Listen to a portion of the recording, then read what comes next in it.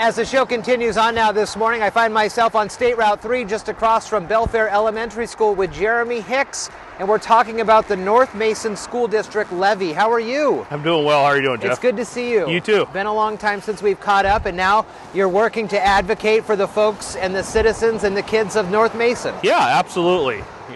Talk to me a little bit about the levy that's going on now. We've talked in the past. It's been about a year and a half or so.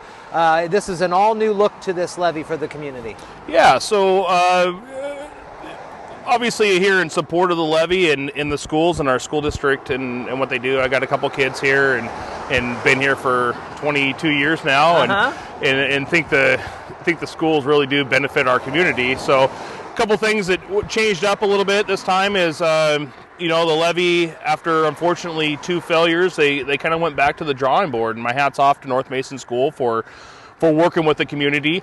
This group, this time, started out about 10 months ago as an advisory committee to the superintendent and the board of making a recommendation of a millage rate and a date to go and kind of a plan of action. And after 5 months of working with the superintendent in some pretty hard meetings and discussions that we had about what is the right amount, when is the right time, and what is this going to look like. We came up with, November 2nd, we came up with the $3.8 million ask and the decreased millage rate. When you see the signs that say 40% less, that's 40% less than the last time it was asked for. And there's a couple different factors of why that occurred.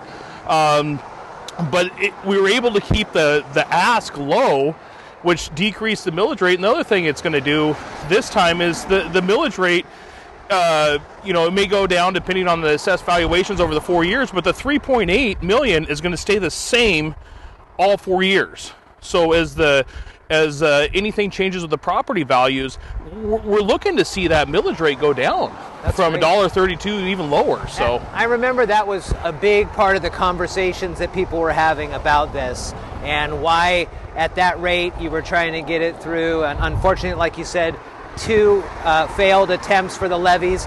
Levies are for learning and bonds are for building. So when it comes to the levy, there's also a little bit of misconception too when it comes to money that has come in over the last year and a half that's kind of strictly COVID related, and the way that we keep the learning loss from happening, or keep making sure the kids have what they need to do remote learning. This is separate from all that. Yeah, exactly. So one thing that we did when we started this committee, when I agreed to be on the committee advising for the school board, is there was a big push for a lot of transparency and where's the money going, and we heard that, and I don't think anybody out there believes the school district's taking this money and hiding it somewhere, but there are people that have questions about the money, and I agree with them. I thought, man, we really need to make sure this is a transparent approach.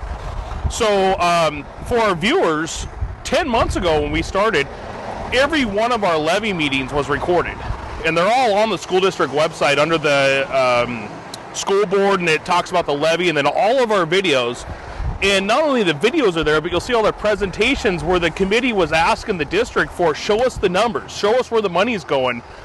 And there was a couple really long meetings where the district was asked some really tough questions and came back with appropriate answers and showed us how COVID money, or in this case ESSER dollars, were spent and how they have to be spent.